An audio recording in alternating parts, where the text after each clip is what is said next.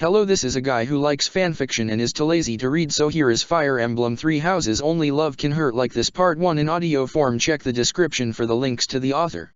Chapter 36, Attack in the Infirmary. A few hours had passed, and Felix finally returned. He had a tray with him. On the tray was a very nice dinner, and a vase filled with roses. There was also a brown notebook on the tray. He set it down on the end of the bed. Sylvain wasn't expecting Felix to be gone that long, so he fell asleep waiting for him. He was in a deep sleep when Felix arrived with the tray, but the weight of it being set down on his bed made him wake up a little. He thought it was probably a doctor or something, so he just pretended like he was still asleep. "Sylvain," Felix whispered. "Hey. If you're too tired, be honest." When he heard it was Felix, Sylvain opened his eyes and rubbed them with the back of his hand. Oh, what's this?"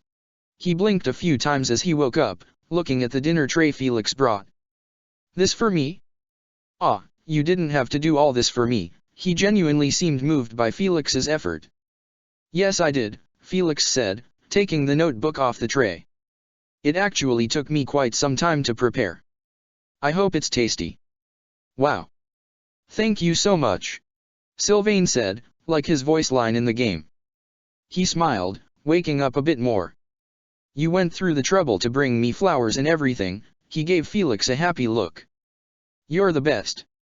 I'll never stop reminding you." He eyed the notebook, but didn't say anything about it. Yeah, eat up. I cooked the steak exactly how you'd eat it when we were kids," he said, then held up the notebook. "And he frowned. "This is for us to use. I wanted us to write down a list of date night ideas." He seemed embarrassed. "Steak. Wow. You've really outdone yourself there. And that explains why it took you so long to get back up here and save me from boredom." Sylvain smiled even bigger when Felix told him what the notebook was for. "No way. There's no way you were the one who thought of this. That sounds like a me idea." He laughed. "We gotta fill this thing up. I have so many ideas." He started eating, talking between bites. "First of all, we wanted to catch a play. Make sure you write that down. And I was thinking one time we could go dancing. Somewhere far away from anyone we know, obviously, but it would be fun to sweep you off your feet. And be sure not to skip the classic, fancy restaurant idea. I wanna see how you look all dressed up in a suit." Felix couldn't stop smiling the whole time he was writing in the notebook, even though he felt incredibly stupid. He scribbled quickly to keep up with Sylvain's rapid-fire comments. "Here are a few I jotted down. I put, a beach trip, dueling, a night walk." He paused. "And, I want to make a blanket together." For some reason Sylvain laughed at the idea of making a blanket, but he wasn't making fun of it. "A blanket? Okay. I didn't expect that from you. And after we're done making it, we may as well snuggle up underneath it." He took some time to cut up his steak. "I think one time we should stargaze or something. Oh, and when the weather gets cold, we should have a snowball fight. I know how bad you wanna hit me in the face with a snowball." He laughed, obviously having a good time. "And when we're done outside, we can go back indoors, get a fire going, you know." He nudged Felix with his elbow as he took another bite of his steak. Felix bit the inside of his cheek, trying to stop himself from smiling. He finished writing everything down, and looked back at Sylvain. "As time goes on, we can keep adding to this." He tucked it into his school bag, which was sitting on the floor. "Hey, are there any nurses here?" Felix whispered. "Or other patients or anything like that?" Sylvain eventually finished his food, wiping his mouth off with a napkin. "That was good. If we ever end up living together, you're gonna be the one doing all the cooking," he said. "Do you see any other occupied beds?" "I don't." He looked around. "It's kinda late. The medics usually retire around this time." He reached over and grabbed his hand. "Why do you ask?" Felix gave his hand a squeeze before setting the tray on the bedside table. He took another quick look around before slowly, and very gently wriggling his way into the small hospital bed beside Sylvain. "Be honest, is this awful?" Only if someone walks in and sees us sharing a bed. He laughed, but suddenly winced as he moved to get more comfortable. He let out a small ow every now and then as he moved into a more comfortable position with his head resting on Felix's chest. But to answer you, no. This isn't awful at all. Good, if it becomes too painful, you let me know. Felix frowned. I know it's only been about 2 days, but I don't know. He sighed, playing with Sylvain's hair. I can only get better from here, you know. He said, yeah, my back hurts worse than anything I've ever felt, but it's nothing you have to worry about anymore. I'm on the road to a good recovery. And I'll leave this room with a heroic story to tell and a scar to go with it. That way, when people see it and are like, oh, Sylvain, how did you get that? I'll get to tell them all about how I jumped in front of a flying axe to save my. He paused. Well, depending on the situation, I'd tell them I did it for my best friend. But what I really did was risk my life for my lover. Sylvain, Felix spoke softly. Promise me that you'll never do that again, he demanded. Never. I won't allow it. Don't risk your life for me out there. Just let it happen. Sylvain was silent for a while, almost like he didn't want to answer that. I'll try. How about this? I'll promise not to be so reckless, but if there's a chance for me to save your life, I'm not going to pass it up. I won't exchange my life for your safety, but I will protect you if I notice you're in danger. Okay. Okay. Deal, Felix said. Just, it's not worth it if you give your life for my sake. I can't lose you, too, he added sadly. Sylvain wanted to fully relax, but he couldn't. He was nervous that the door might open at any second, and his back was starting to hurt in the position that he was in. He felt a little stiff in Felix's arms, but he didn't say anything about it.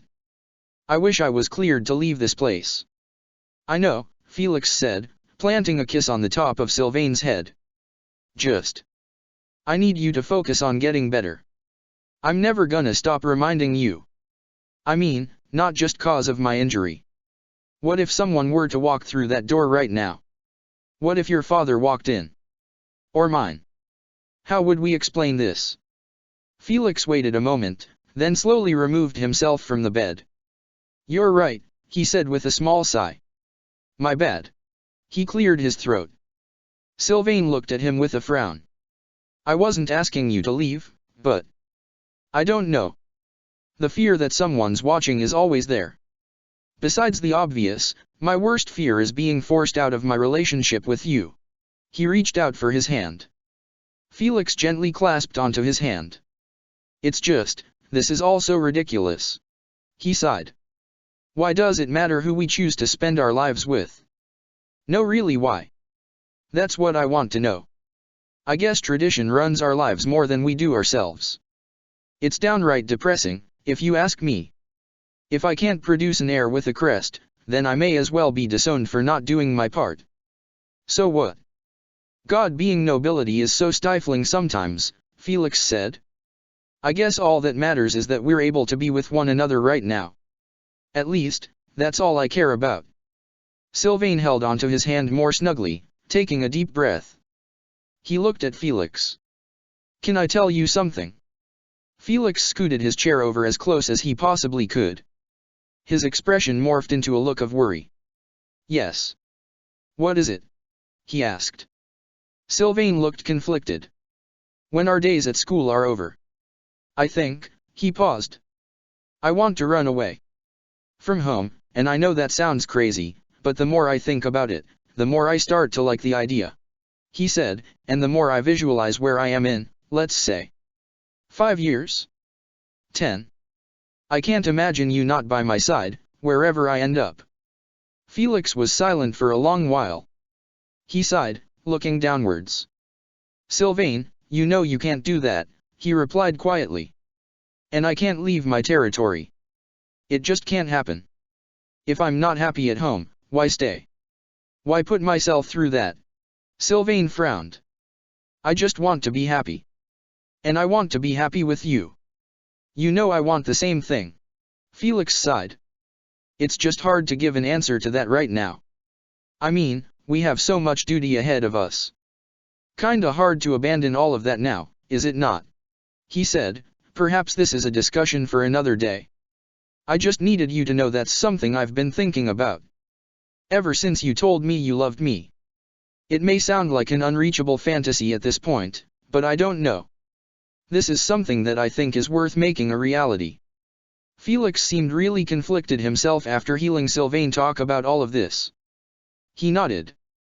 I understand. I need us to be together in the future too.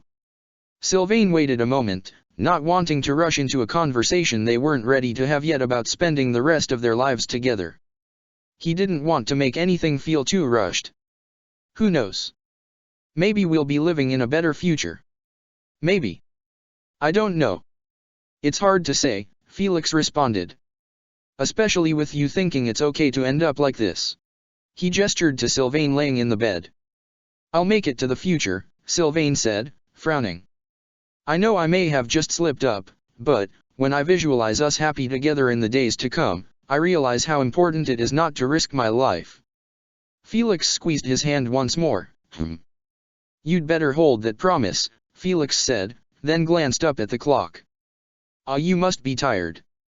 I'm sorry I've overstayed. No. You didn't. Honestly. I want you to stay longer. I want you to fall asleep right next to me, but that can't happen. Promise you'll visit again first thing in the morning.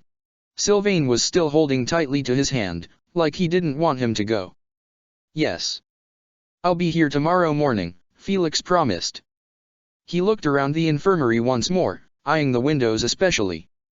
Do you think they'd let you sleep in your own bed tonight? He seemed nervous as he spoke. I doubt it. They still need to monitor me and stuff, he sighed, also looking around. He nodded towards an empty bed that was a few feet away. What if you slept there? He noticed the nerves in Felix's voice. Felix frowned. It would look the same to others as me sleeping at your side, he said. I just wish there was a way you could alert me if you need something. He packed up his stuff. Good night, Sylvain. I love you. He kept his voice low. I love you too. He pulled his covers up, just watching Felix. Thanks for everything. I'm definitely going to count tonight as a date night, even though we really didn't go anywhere or do anything special, it was just nice. Felix smiled slightly. Yes. He picked up the tray. I agree. With that, he turned and left the medical room. Sylvain eventually fell asleep. It took him a little while since he was in a lot of pain, and he was thinking about Felix, but he got to sleep after a while. A few hours later, the door to the infirmary slowly creaked open. There was rustling from the opposite side of the room. The creak of the door made Sylvain stir, but it was the rustling he heard that made him open his eyes. There was a strange, faint orange glow from the other end of the room. It moved swiftly from bed to bed, slowly getting closer. Hello. Sylvain's voice was kind of raspy since he just woke up. Half asleep, he squinted his eyes to try and see what was producing the glow. Who's in here? Shezzy rose above his bedside like Snoopy at the pumpkin patch in The Great Pumpkin Charlie Brown. She stared at him for a while, just sort of trembling. She was glowing a strange orange color. Sylvain looked really confused as to why she was standing there. Shezzy? Why are you here at? He looked at the clock. 3:45 am. He rubbed his eyes. And why are you glowing? Shezzy raised her blade so it was positioned right above his chest. I'm here to kill you. Her voice wasn't her own though it sounded like a strange whiny brat. She stabbed down swiftly, and at the last second, she yanked her body back, and ended up stabbing Sylvain straight through the wrist instead. She staggered backwards. Wait, what? Hold on, Shezzy, what are you? He tried to move out of the way, but he couldn't, now fully awake with adrenaline pumping. When he got stabbed, he let out a wail of pain loud enough to wake up the whole monastery. He started crying and was finally able to form words. Somebody help me. Shezzy growled, lifting his mattress and flipping him off the bed and onto the floor. The orange light surrounding her flickered as she walked around the bed. She would step back every once in a while, then walk forward again, as if she was fighting an imaginary force. Please, don't know. He struggled against her, but he was too hurt to get out of the way. When she flipped him off the bed, he landed hard onto his back, reopening his wound. He rolled around, in immense pain from his back and his wrist. He tried to stand, managing to pull himself up with the help of his bedside table, but when he tried to walk he fell, accidentally knocking over the vase of roses that Felix left for him. He yelled, "She's attacking me, help! Somebody please!" His voice sounded strained. In the dorms, Ingrid sat up immediately in bed. She had woken up from the racket. What was that? She went into the hallway, but Felix was already out there. Together, they knocked on Dimitri's door. Dimitri exited his room, a look of concern on his face. "Did you hear that? I thought I heard someone calling for help. At first I assumed I must be dreaming, but I just heard it again." Felix suddenly gasped, and spun around.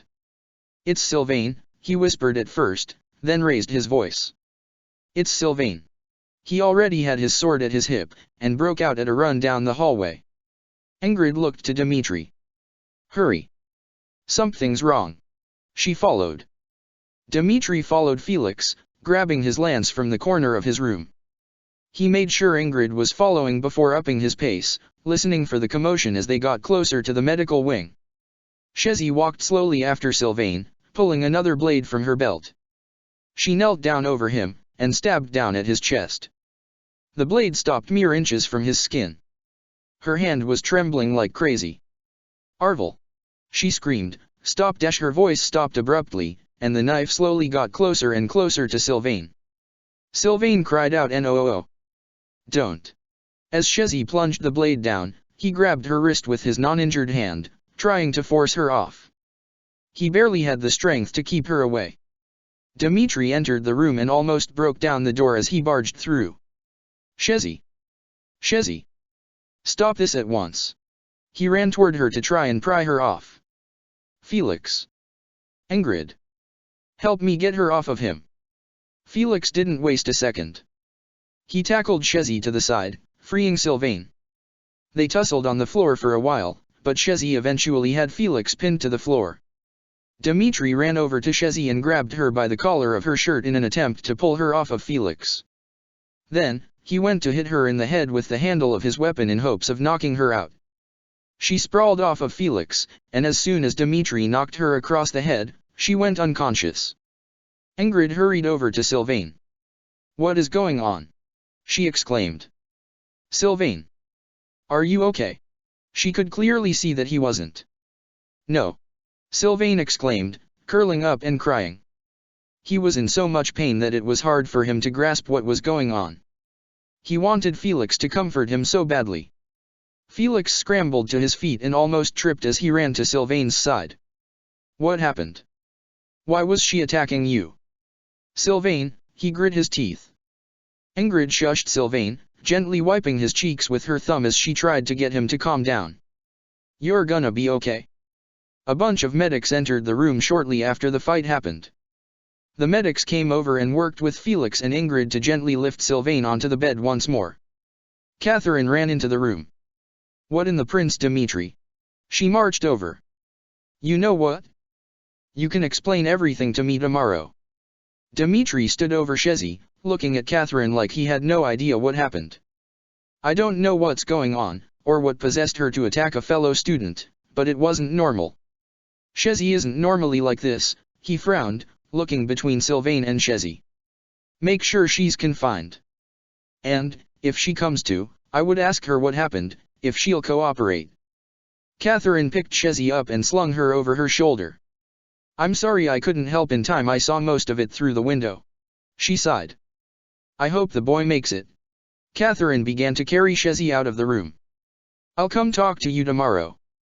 "Geez, the monastery gets weirder every day." She left. Sylvain was panicking. No, be careful, don't ow." He writhed with pain as he was set onto the bed, and he instinctively grabbed Felix's arm with his free hand and gripped it tightly. "I can't take this pain any longer, it hurts." He didn't even try to man up and not cry. Felix grabbed Sylvain's hand that was resting on his arm. He shouted at the nurses, "Do something!" He yelled, "He's clearly in pain." One of the nurses pushed Felix away rudely. Back off. Let us do our job. Sylvain wouldn't let go of Felix, but the rude nurse basically forced him to let go. Even though he was in pain and being operated on, he said to the medics. Don't you dare push him like that, he saved my life. He was angry they were treating Felix so harshly. Ingrid stepped back to let them work, crying as she covered her mouth with her hand. She walked over to Dmitri and gave him a hug. Dmitri hugged her back to comfort her, his heart still pounding from the attack. He gave her a little pat. We made it in time, he'll be okay. He's resilient. He frowned, feeling bad for his friend. Ingrid listened to the sound of his heartbeat before she let go of the hug, but she continued to hold on to Dmitri's arm. I hope you're right, she whispered. Dmitri said, thank you for alerting me. If you and Felix hadn't come in time, I'm afraid Sylvain wouldn't have made it. I can't believe this is his second brush with death in 2 days. Felix sat down on the bed nearest to Sylvain, holding his face in his hands. His leg anxiously bounced up and down. The nurses had cut off Sylvain's shirt and restitched his wound. They wrapped him in cloth and a bandage, and then did the same to his wrist. Most of the nurses left to clean themselves up, but 2 stayed back. One injected Sylvain with a syringe inside was a substance that would slightly take away his pain. The other asked Sylvain, how are you feeling? He noticed he was crying, but didn't seem to care all that much. Need anything else? Sylvain grit his teeth during the stitching and wrapping process, occasionally letting out small cries of pain. He was relieved when they finished, not even caring that the numbing shot hurt a little. He just wanted the pain to go away. Not good, he answered. Not good at all. I just need, he glanced around the room, spotting Felix. I need some space, but I don't want to be alone. His voice was shaky, partially because he was in pain, and partially because he was about to cry again. The nurses looked at each other. One bobbed his head, signaling for them to give him space. They went into a small waiting room beside the infirmary, but not too far so they could still help Sylvain if he needed it. Felix looked at Ingrid for a moment, and she nodded, understanding that he wanted some time alone with Sylvain. Come on, Dmitri. Let's wait outside, okay? Ingrid grabbed his hand and led him into the hallway. Dmitri took one last look at Sylvain, then started walking into the waiting room with Ingrid.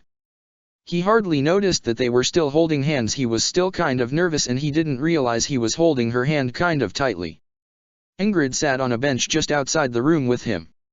She grabbed both of his hands in hers now. You okay? She asked. I'm fine, but I know that Sylvain isn't. Dmitri frowned. I just feel bad for him. First he almost dies trying to save another life, and tonight he was targeted for no known reason. He did a short sigh. But are you okay? You seemed pretty shaken by the sight. I just want to make sure you're okay. Both body and mind. I'm okay. Ingrid nodded. It just pains me so much to see Sylvain this way, she said. He doesn't deserve this. Any of this. No. Nobody deserves this. He imagined how devastated he would feel if so much harm came upon Didu. It made him sad, so he pushed the thought away. I want to do all I can to ensure he heals properly. And I need to get to the bottom of this. Shezi wouldn't just attack him out of nowhere, he sighed. She wouldn't. It's not like her at all. Ingrid laid her head on Dmitri's shoulder, and sat in silence with him for a while, just worrying together. Dmitri gave her a hug after she put her head on his shoulder. He couldn't do anything to stop her worrying, but they were good friends, and he wanted to offer her all the emotional support that he could. Felix was at Sylvain's bedside immediately. He knelt down so he could be level with him. His eyes were all watery. I'm sorry. I never should have left. Sylvain turned to face him, the look on his face set in pain. He replied, of course the first thing you do is blame yourself. How could either of us have seen this coming? Don't you dare pin this on yourself. It wasn't your fault. He shook his head. Before we discuss things any further, I need you to tell me you understand that it wasn't your fault, and that you won't be worked up about not being there to help sooner. Felix sniffled. I know it's not my fault. There was no stopping this. He shook his head. Does it hurt bad? He stammered, tears leaking from his eyes. No matter how hard he tried to stop it, they wouldn't stop falling. Sylvain nodded. Yeah. Felix, I just split open a fatal wound and got stabbed through the wrist with a sword. It hurts bad. He wanted to reach out and wipe Felix's tears away, but he just wasn't feeling strong enough to reach over. I'm sorry. Felix started crying, even though he didn't want to. He immediately hid his face in his hands, as if trying to hide it from Sylvain. He couldn't handle seeing Sylvain cry. He felt like he had when they were kids crying over every little thing. Felix, Sylvain frowned. He also hated to see Felix cry. It was a rare sight. I'm so sorry. I'm just putting you through so much worry, and you don't deserve it. I'm so sorry. He started to break down a little more and began to let out soft sobs. Why are you making it seem like you're the one at fault? You got attacked. Stop apologizing, you idiot. He was crying kind of hard now. I love you. So much. I love you too, and I don't want all these bad things to keep happening, but there's no way to stop them and it's just going to get harder from here. He sobbed all of that in one breath. We were so happy earlier. So happy, and now we're in shambles. I am not leaving your side, Felix announced, not for a second. We can't risk it. He took a deep breath. He reached his arm out and gently wiped the tears from Sylvain's cheeks for him. I hate that you're in so much pain. And I hate that you have to see me like this. I hate that we have to live through so much pain only to find more pain is waiting for us at the end, because this world we live in isn't fair. He reached toward Felix with his free hand and brought his head closer so that their foreheads were pressed together. Felix sniffled, keeping his eyes closed. God, you're the only one able to get me so worked up like this, he said quietly. The world is trying so hard to keep us apart. Yeah, well, I'm not going to let it. Sylvain closed his eyes, holding Felix's head close because he couldn't stand being even an inch away at this point. Felix kissed him gently on the lips a few times, not even caring that the two nurses were most likely witnessing the whole thing. He pulled away after a while. I'll be right back. I swear. Okay, he sadly said, his arm dropping after Felix left to go outside. He just laid there, staring up at the ceiling and letting out a few more tears. He gave his hand a loving squeeze before turning and walking into the hallway. He stood in front of Ingrid and Dimitri. His eyes were all red and puffy. Chapter 37, Rodrigue. Dimitri gently released Ingrid, then stood up when Felix came back outside. He knew better than to ask about the crying. Instead he asked, Felix, is there anything else we can do? Felix shook his head silently, then completely broke down in front of them. Ingrid looked at Dimitri, a look of bewilderment on her face, then ran to Felix's side and wrapped him in a hug. Oh, Felix, she of course knew why he was so upset over this, but knew Dimitri didn't. Dimitri definitely wasn't used to seeing Felix cry like that. He didn't really know what to say. He opened his mouth like he wanted to give him some words of sympathy, but remained speechless. He watched Ingrid hug him, wondering if there was anything he could do as well. Felix. I will do all that I can to ensure nobody else gets hurt. I'll keep Sylvain safe from further harm, I swear. You'd better. Felix stammered. He's miserable, there's nothing I can do that can ease his pain. What am I supposed to do? He was raising his voice, sounding distressed. I just came out here to let you guys know that you can go back to bed. I'm going to stay with Sylvain. Dimitri nodded, trying to stay calm so that Felix might calm down as well. All right. Honestly, I don't think there's a person better suited for keeping him company than you. Your bond with him is strong. He didn't quite pick up on just how strong the bond was. But just because I know you're in there doesn't mean I won't keep a vigilant eye out. If you need anything, you know where to find me. And I'm sure Ingrid is willing to help out as well. He sighed. Please don't tire yourself out. If you want to protect your friend, then you must remember to take breaks. He said, Ingrid, come on. Felix shot a look at Dimitri. Ingrid frowned, looking at Felix for a while before turning and following Dimitri. Felix spun back around as soon as they left, and went into the medical room, dragging a cot across the floor and pushing it directly beside Sylvain's bed. He climbed into it and sat down, looking sadly down at Sylvain.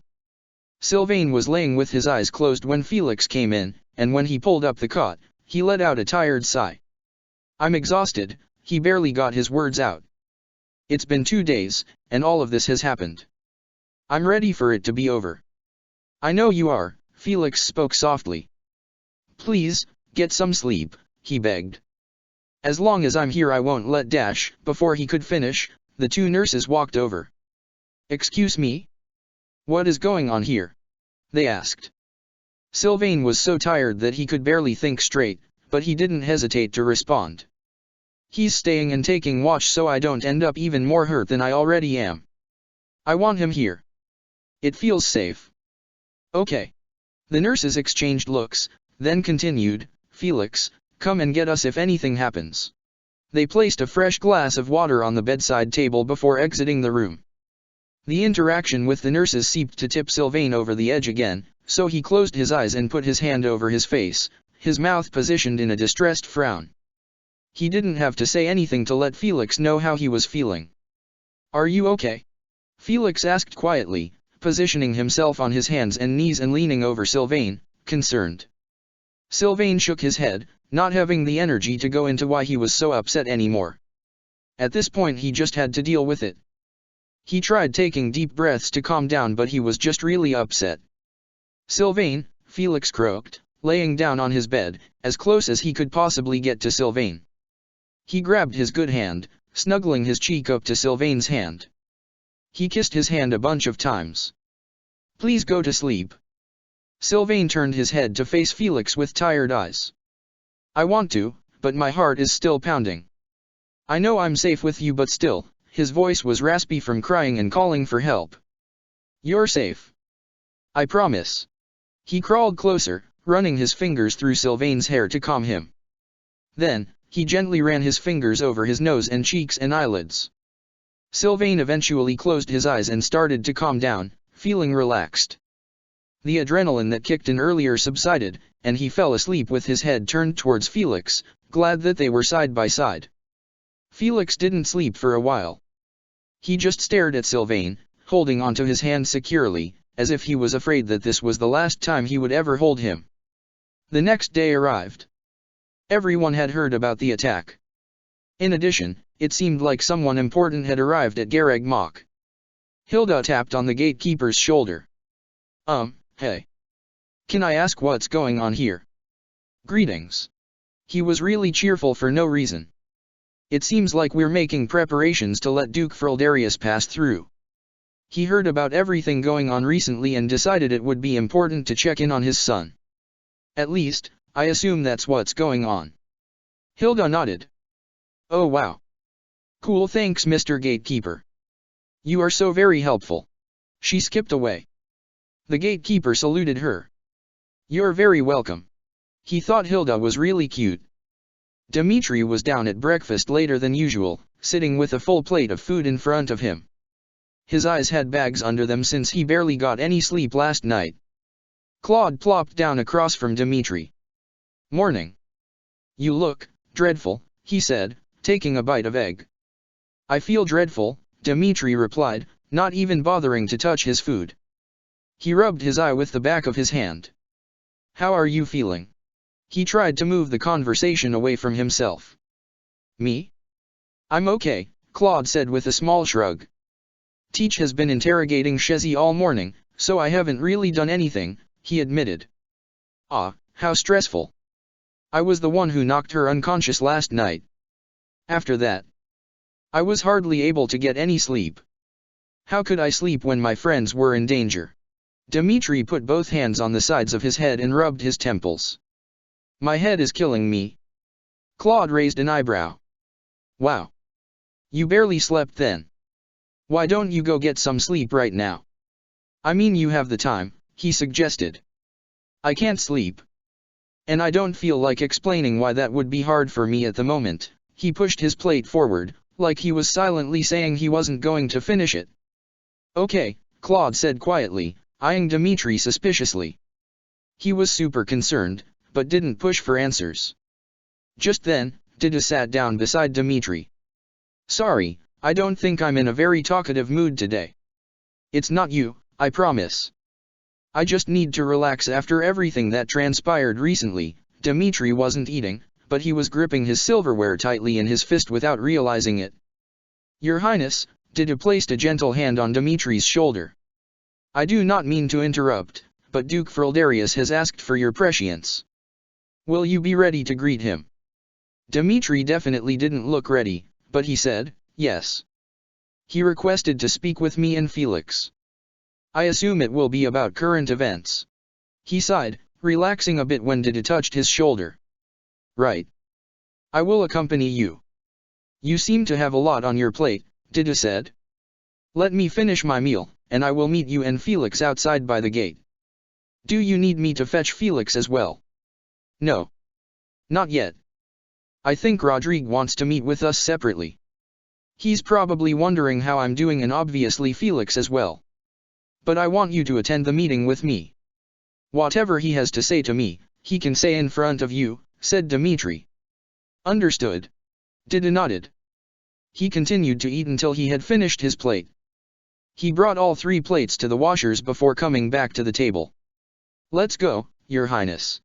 He bowed farewell to Claude before leading the way to the gate. Dmitri still didn't touch his food. He got up and walked with Dida toward the gate, where Rodrigue was. They greeted each other, and then started having a bit of a small-talk conversation before getting into more detailed matters. Basically, Rodrigue was telling Dmitri to consider making some very weighty decisions on behalf of the kingdom regarding its affiliation with the church. Of course it had to do with the Lord Lonato and Remire village issue. After that, he left. Dmitri seemed pretty stressed after that. Dida looked at Dmitri. Your Highness, why don't I run you a bath? He asked quietly. You have had a stressful 24 hours. You could use a break. That would be nice, Dmitri said, looking at Dida with a hint of worry in his expression. But after that, I'm going to need you to report to my quarters right away. It's important. I'll meet you there. Understood, Dida said quietly. He led the way to the bathhouse, and ran Dmitri another lavender-infused bath. He stepped outside the room. Everything is ready for you, Your Highness. Dmitri thought it was very thoughtful of Dida to always infuse his water with lavender. It smelled really nice, plus it made him feel calm. Thank you. I'll only be 20 minutes at most. If I'm not back by then, it's because something else has demanded my attention. He swirled around the water with his hand to test it. For his bath, he had a wash rag that was also a turtle puppet that could go over his hand. He had green and orange spots. Dida gave him the wash rag cause he knew it was his favorite. While Dmitri bathed, he left the bathhouse and waited on a bench just outside Dmitri's room. After he was done, Dmitri got dressed in comfortable clothes and made his way back to his room. He didn't have any more important meetings scheduled for the day, so he didn't bother making sure his hair looked nice. He saw Dida sitting in front of his room, so when he arrived, he opened his door and gestured for Dida to follow. Dida walked inside. You smell lovely, Your Highness. You also look very handsome and dashing, he said, closing the door behind him. What is it that you wanted to discuss? Dmitri obviously thought it was sweet when Dida complimented him, but he didn't really say anything in return. Instead, he just walked forward and hugged Dida. Who said anything about a discussion? I just told you that it was important that you meet me here. He said, I wanted to take a nap, but I also wanted you to be present to take away some of the stress. He looked up at Dida. Would you do that for me? He hugged Dmitri back gently. Of course I will do that for you, Your Highness. He kissed the top of his head. I could scratch your back to help you sleep. He suggested. You don't have to go above and beyond to make me feel relaxed, Dida, but that would be nice. And I don't want to sleep for too long, I'll just end up feeling more tired if I do so. Plus, I don't want to borrow too much of your time that you could be spending doing something else. I do not want to spend it doing something else, Dida said. I've heard the best naps are taken in 30-minute increments. Shall I wake you in 30 minutes? He asked, walking over to the bed and pulling the covers up for Dmitri to get in. Yes. Wake me then. Even if I refuse to get out of bed at that time, you better make me. That's an order, he said, climbing into bed. He immediately closed his eyes with a sigh of relief. I'm going to need to practice squeezing in rest when I can. My job is only going to become more stressful from here. Dida tucked him in lightly. I understand. I'm sorry things have been so stressful lately. I'll do all that I can to ease any tension. He leaned down and planted a kiss on his forehead. Sleep well. Just make sure you're not stressing out over me stressing out, if it can be helped. Dmitri smiled very faintly before saying thank you to Didu, and then he went to sleep. In the medical wing, Sylvain was finally awake. He wondered if Felix was still there next to his bedside, reaching towards him. Felix was still asleep. His hair was down, and his lips were parted slightly. His fingers were just barely intertwined with Sylvain's. Sylvain couldn't really do anything, so he just waited for Felix to wake up, gently holding his hand. The door behind him opened, and Rodrigue walked in. He approached Sylvain's bedside, which made him very quickly release Felix's hand. Sylvain thought, Felix is not going to like waking up to this. Felix was still sleeping soundly, his hand laying limp on Sylvain's portion of the bed. Duke Frildarius. Hello. Sylvain sounded really tired still, and he tried to sit up straighter so that it didn't look like he was too close with Felix. He gently brushed Felix's hand away. He's asleep, if you came to talk with him. It wasn't clear if Rodrigue saw them holding hands or not. He didn't say anything, but he seemed slightly observant by the way he was looking at them. I heard about the situation at Remire village. I'm sorry you're hurt, Sylvain, but you saved my son's life. And for that, I pay you great respect. He bowed. I wish you a quick recovery. But I need to speak with Felix sooner than later. Felix rubbed his eyes, slowly pushing himself into a sitting position. What's going dash? He noticed Rodrigue, and any signs of sleepiness left his face. Father. He stammered, looking at Sylvain, then back at Rodrigue. What the hell? Why are you here? I came to thank Sylvain for his act of chivalry. But also importantly, I've come to discuss something with you of great importance. I'm sorry to wake you, but I'd rather talk sooner than later, as I was just telling Sylvain, Rodrigue said. Okay, Felix grabbed the hair tie from his wrist and quickly pulled his hair back. What is it you need to discuss? He asked, not leaving the bed. Something that is just between you and me at the moment. No offense, but I don't want Sylvain sitting in on this discussion. Rodrigue said, shall we take this outside? No. Felix stated. You can tell me here. Now. He slid off the edge of the bed and stood up, crossing his arms. No. I really can't. This is a private discussion, Rodrigue said, gesturing towards the door. And the fact that this is a one-on-one conversation is not negotiable. Felix hesitated for a moment, then glanced at Sylvain. I'll be back. If anything happens while I'm gone, shout for me. I'll hear you. With that, he began to exit the infirmary. Sylvain nodded. Felix, it's okay. You've been here all night, I'll be fine. He said that last time Felix left, but he wasn't fine, so he was sort of nervous. Rodrigue nodded. Thank you. Come on, Felix. He led Rodrigue to the dorms, and went into his bedroom. Okay. We're alone. What is it? Rodrigue walked back with Felix. When they were in his room, he stood across from him. I have a request. A serious one, pertaining recent events. He paused. I'd like for you to withdraw from Gareg Mach and return to Frildarius territory. What? Felix chuckled. You can't be serious. Why? Is this because of the attacks? He asked. 'Cause if so, that's a stupid reason. Partially. I admire your friend's sacrifice, but I don't know. Life at Gareg Mach is becoming more dangerous by the day. I think, if this danger were to spread, we'd need you back at Frildarius territory. It is unsafe here and I'd rather you return home. No. I'm sorry, but that's out of the question. Not while Sylvain is hurt, Felix said. I can handle myself. You should know that. I understand that. But, as I said, my concern about this place is growing. You're my only son left. To preserve your safety, I'm asking you to withdraw. He paused. Although he was the one who saved you, Sylvain has nothing to do with this.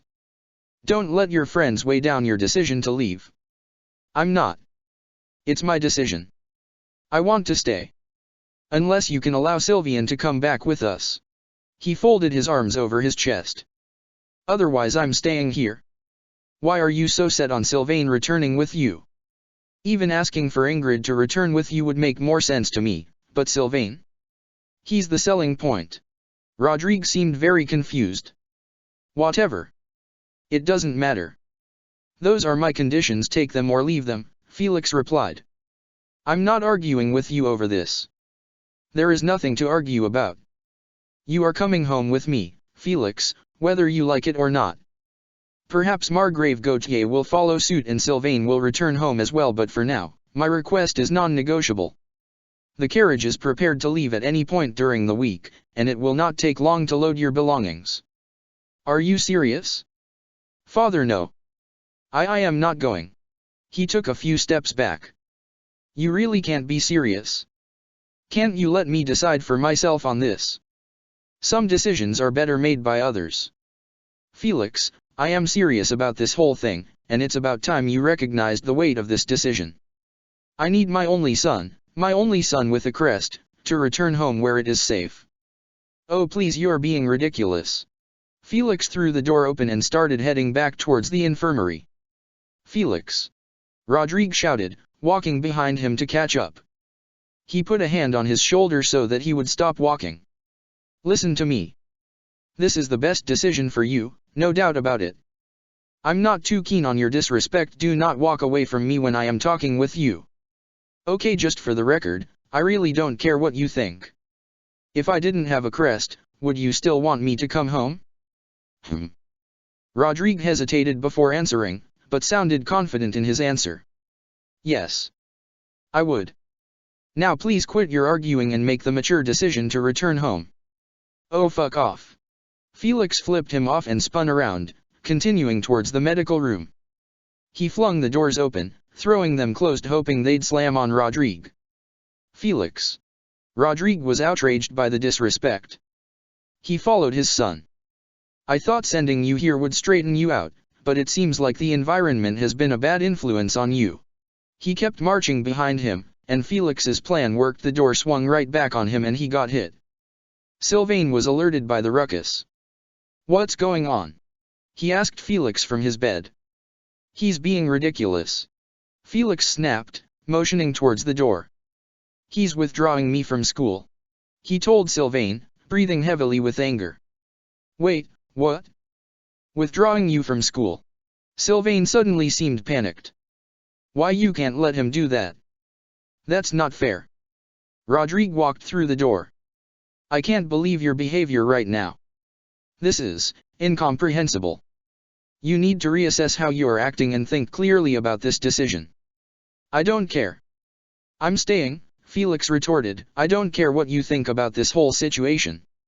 You're not the one going to school here. You seem to forget that I was a student here in the past, and things have drastically changed. And not for the better. You're coming home with me, Rodrigue said. Sylvain said, Sir, with all due respect, he's not the one who got hurt. It was me, and, after all this, I think Felix deserves to stay here. He's one of the only reasons I enjoy school. Honest. Felix gave Sylvain a look of gratitude. He's right. And if I'm not here to protect him while all of this is going on, then things are going to get worse. Rodrigue shook his head. I'm sorry, but it would be best to leave friends out of the equation. I know you two have been friends since childhood, but you shouldn't let that get in the way of your crucial decision-making, he sternly addressed. Sylvain frowned. But he really wanted to tell Rodrigue that they were more than just friends, but he held his tongue. It's not, you can't just, he was too frustrated to explain. Felix shook his head. I'm not leaving. Please, he begged. I don't want to go. I don't want to go is different from I need to go. You know what you need to do, Felix. Accept it and move on, said Rodrigue. Sylvain suddenly interjected. Who says needs are more important than wants anyways? Sometimes you gotta have what you want in order to be happy. And when you can't have what you want, it makes your life completely miserable. He sounded angry. You may not understand, but I need to stay at school. Felix pleaded, is there really no budging you on this? Rodrigue sighed at Sylvain's argument, clearly upset with the way they were butting heads with his judgment. The longer you stay, the more everyone will start risking their lives for you. The more he will start putting his life on the line. Rodrigue tried to use Sylvain against him. Are you serious? Father, stop. Please, Felix held his face in his hands. I can't leave Sylvain. I'm not going to explain. Just, trust me. Because he's injured? You were the one responsible for the injury. Sylvain cut Rodrigue off. He said stop. And Felix isn't the one responsible for my injuries. I am. And the incident from last night? Nobody could have ever predicted that, you hear. He frowned. I don't know if you understand why me and Felix need to stay together. And I don't know that you ever will, but if you make him go home I will never forgive you.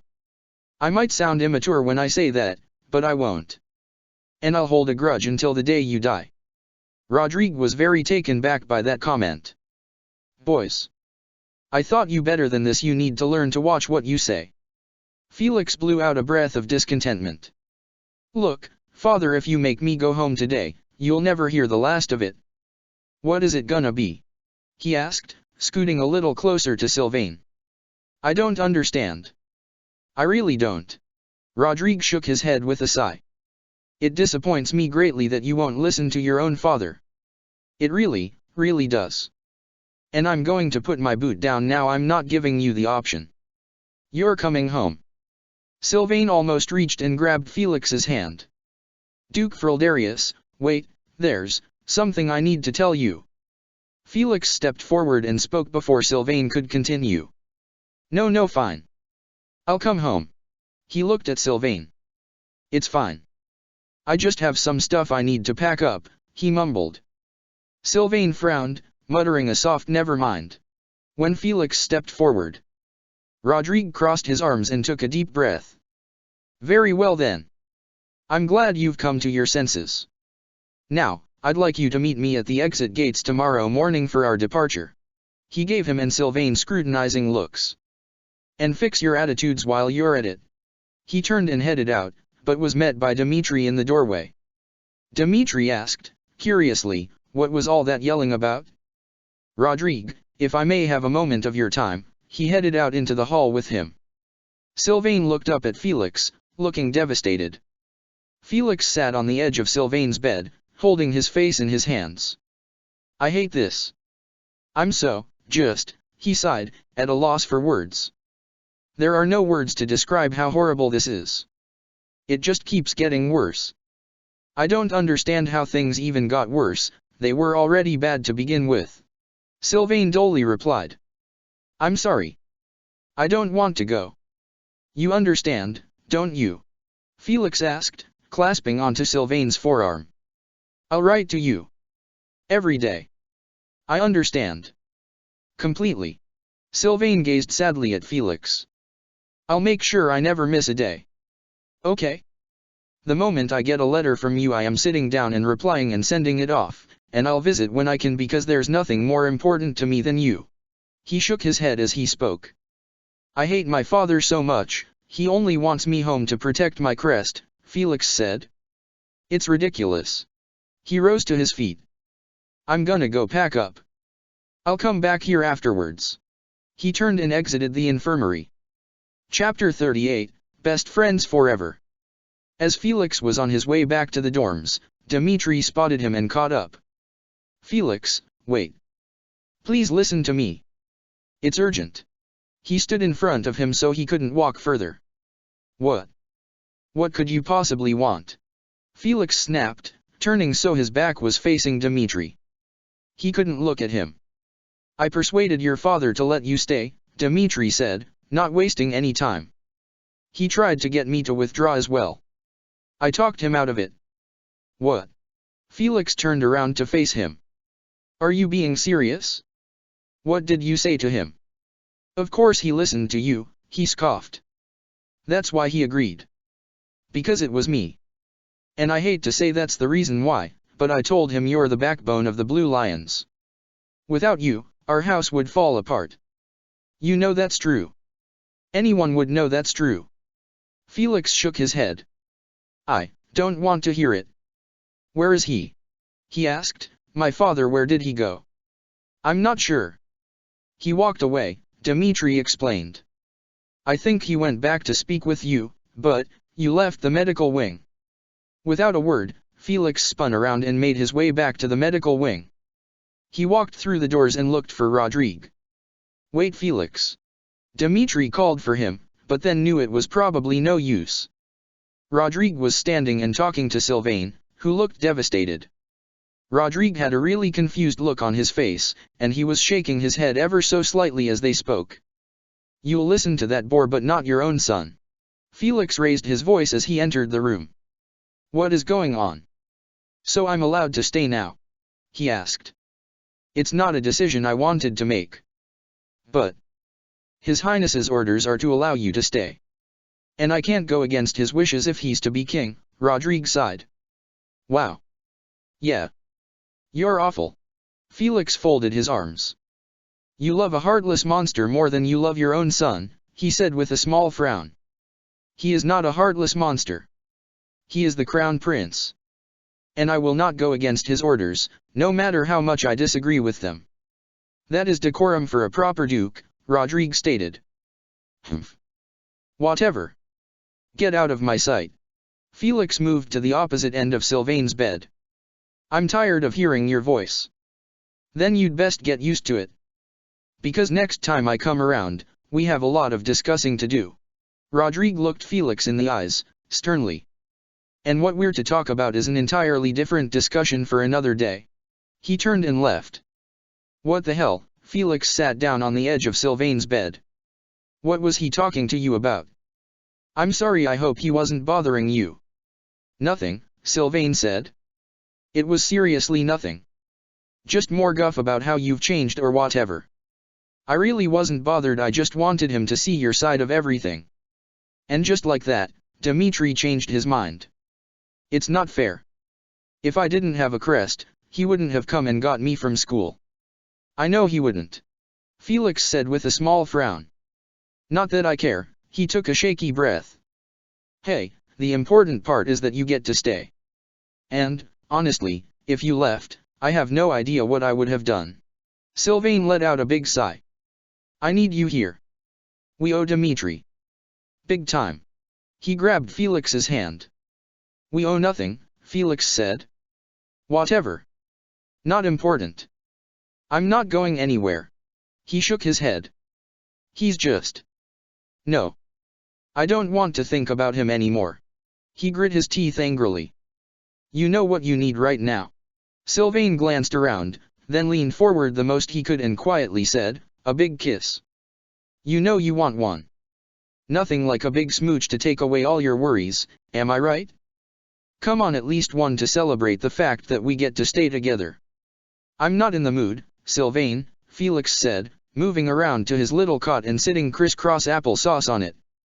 I'm frustrated right now, he mumbled. But you got your way. Aren't you at least a little happy? Believe me, I'm upset too, but I'll be even less upset if, he sighed and shook his head. Never mind. It's no use. When you're mad, I know the best way for you to let off steam is to let it off alone. No offense. Felix, without a word, stood up and walked out of the dining hall. He slammed the door behind him loudly. Ingrid walked into the infirmary a while after Felix had left. Hey Felix told me to watch over you while he's away. She sat in a chair near his bed. I'm just gonna do some studying while you sleep. Sylvain sighed when Ingrid walked in after watching Felix leave. Yeah. He's angry. I hope he doesn't do anything rash, he laid back down.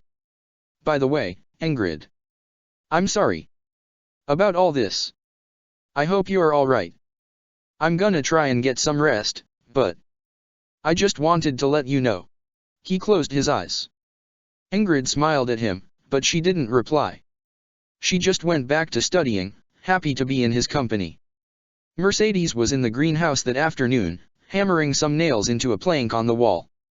Ash was with her. He was smoothing out some dirt that was supposed to go into the new flower beds. He noticed a nail on the floor and gasped.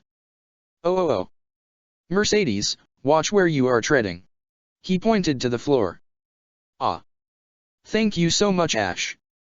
That could have gone right through my boot. She bent down and picked it up. The greenhouse is turning out nicely, wouldn't you say? I have to agree. It's looking better than before, if you ask me.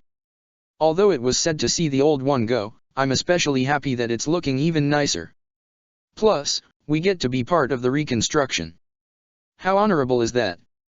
I feel for Dudu. How can people be so cruel? Mercedes asked with a small frown. I just want to give him the biggest hug in the world. I know, poor guy. He's such a kind, caring soul. I mean, I don't talk to him too often, but I just know. I saw him give Prince Dimitri a hug the other day, and it just gave me such a warm and happy feeling. He's so nice. I wish I could be nice like him. Ash, you are. Mercedes exclaimed. You are so very, very kind. Annette and I find ourselves gushing over you all the time. She giggled. Oh stop, Ash got all embarrassed and blushed. You're making me blush. He smiled as he dusted his hands off. Well, I wouldn't have turned out so kind if I wasn't surrounded by kinder people. Well, it's true. We appreciate how much time you spend with us. You know, we really admire you.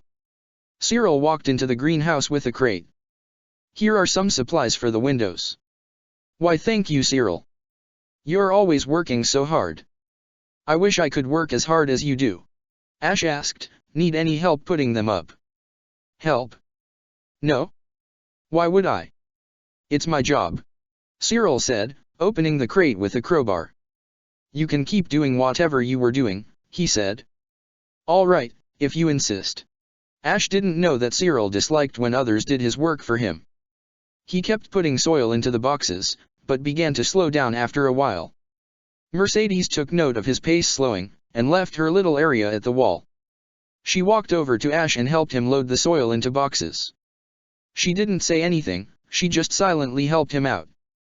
Ash didn't want to admit that his injury was slowing him down, so he kept working even though it was hurting and he had to take a lot of breaks. He went to pick up a pot, but his knee buckled and he went down. Oh dear. Ash.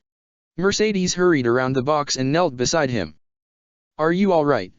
She asked, rubbing his back gently. I'm fine, I'm fine. Ash quickly clamored to get back up. I promise, I'm okay. This crutch can get a little slippery at times. He laughed even though he was smarting. How about we take a break? I can pour you a cup of tea. Mercedes asked, rising to her feet. I could really use one. No. I can keep Arg, he winced as he took a step. Never mind. I think I need the tea break as well. Understood. It'll be delicious. Mercedes walked slowly with him out of the greenhouse until they arrived at the gazebo. Sit right here. She made him all comfy in the chair, then hurried to the mess hall. She came back later with all the tea supplies. Ash sat down, waiting patiently for the tea. He smiled when she arrived with the supplies. You're like the big sister I never had. He said that so cute and cheerful. Oh Ash. That is very sweet of you to say. She smiled and poured him a cup of tea. I hope you like it. I brought some sweets as well to have with it. She sat down across from him. You know, I actually do have a little brother. I haven't seen him for quite some time. So I thank you for saying that. It means a lot to me. Ash started sipping tea and tasting the sweets she brought. Did you make the sweets? Or are these from the dining hall? They're quite good. I made those last night, she said with a small nod. Thank you very much. She smiled and took a sip of her own tea. I must ask, do you have any plans for the rest of the day? Plans? No. I was just planning on helping out at the greenhouse, but I guess that plan has gone south. My afternoon probably consists of resting now. Ah, that's okay, she said with a small nod. I understand. I think Cyril can handle the work in the greenhouse. She giggled. Besides that, what have you been up to lately? Oh, not much. Mainly praying, reading, and cooking, when I can. If I was up to full speed, I would have been training as well. He seemed happy to be talking about things he enjoys. Sounds a lot like my average day, Mercedes said with a small smile. You know, minus the training. She put her teacup down. There were loud yells coming from the church. Ah, not again. She said with a small frown. Oh no, he looked the way the yells came. This can't be happening. You heard about what happened to Sylvain, right? What could possibly be going on now? We should go check it out. He stood up. No, she held her arm about towards him, motioning for him to sit back down. It's Shezi. They have her locked up below the church. She's been screaming like that since the night of the attack. Oh, how is this the first time I've heard it? This is all so strange. Shezi was one of the last people I expected to act like this. There must be an explanation. He sat back down. Mercedes frowned. She and I would eat together at the same table every evening. I had really gotten to know her. This was just so unexpected. It's not Shezi. Maybe Monica is possessing her. That could be an explanation, but was she even able to do that in the first place? I have no idea what this could be. Maybe the library has some sort of explanation? I highly doubt it, but still, said Ash. I wouldn't know where to look. I actually went and visited her, but she seemed completely normal. She begged for me to get her out of there. She sighed deeply. I don't blame her, she's locked up and she has no clue at all as to what's happening to her. He frowned. Poor Shezi. I can't help but feel awful, even though I have nothing to do with this. There really is nothing we can do. Lady Rhea has taken control of the whole situation, Mercedes responded. I hope it's solved better than the whole situation with Tadu. Remember that one? They were going to send him to death without even questioning if it was actually him or not. Wow. I forgot about that, she replied sadly. Things seem so different here than when the year started. She set her floral teacup down. They certainly do. I came to school thinking things would be so wonderful all year round. But it turned out to be the opposite. And now that Lord Lonato is gone, who will I return to after the year is finished? He seemed upset. You must come back with me. I won't have it any other way, she exclaimed. Though, we can always cross that bridge when we get there. Are you sure that's not too much for you? To take someone in? Will you have what you need to take care of yourself first? Ash frowned. Of course, Ash. Please, I would love nothing more than to have you as a roommate, she said with a pleasant smile. That's so touching. He placed his hand over his heart. Thank you so much, Mercedes. I will find a way to repay you, if that ends up being the situation. He smiled. Oh, do not bother. You repay me each and every day just by being my friend, she said with a smile. Hey Mercy, hey Ash. Annette came over to them in the middle of their conversation. Annette. Hello. Ash waved to her, hoping that she would come join them. Would you like to join us for some tea? We're trying to make light of these dark times. Annette pulled up a chair. Yes. I'd like that. She sat down. Okay. I know I talk about this a lot, but, ugh, I miss Felix. She admitted, putting her forehead down on the table. Annie. Mercedes gasped. What did we tell you about what to do when you miss him? Annette mumbled, her face on the surface of the table. Think of the way he talks about His Highness. I know. Oh, I'm sorry you're still feeling the heartache. Perhaps, writing a song about how you feel might help. Ash gave her a cheerful smile. Oh, when he talks about the prince, he always sounds very angry. I hope he wasn't ever angry towards you, Annette. He wasn't. Annette picked her head up. Ever. I know we only dated for like 2 months, but it was so fun. He took me on my first date. I had my first kiss. And he was so nice. She groaned. I can't imagine him not being angry, Mercedes admitted. But not to worry, you have us now. I mean, you always have, but now more than ever. He's always got a scowl on his face. But I wonder if you ever got to see him relaxed. Ash asked, thinking to himself. I've never kissed anyone before. And it's not like I'm looking for it to happen. I don't know anyone who would want to date me. That would just be plain silly. He chuckled. But anyway, yes. You have us, and we'll always be here for you. Ash. Annette snapped, never ever say that. She pointed to him, I can name about a bajillion reasons to date you. Want me to name them? 'Cause I will. I'll name all of them right now. Oh. I don't really need to hear them, haha. Ash got really embarrassed. Really? I don't want a girlfriend. At least, not at the moment. I don't see why we should feel pressured to go on dates anyway at this age. We still have our whole lives ahead of us. Oh, I don't think we're pressured at all, Mercedes said with a small smile. I can't even think of any relationships besides, of course, Annette's. Annette loved gossiping with them. Oh. Also Dorothea and Sylvain. They're like a fresh relationship. Oh yeah. I did hear about that. I never would have thought they'd end up together for some reason. It seems like that one is the talk of the school right now. Although I've heard Ignatz and Marianne are pretty close. They're always so happy around one another, their happiness is contagious. Ash said. I always want to talk to Marianne, but every time I try she gives me one-word answers. I always feel like I'm bothering her, Annette said as she took a bite of cake. Oh, no. I chatted with Marianne the other day and she's such a sweet soul.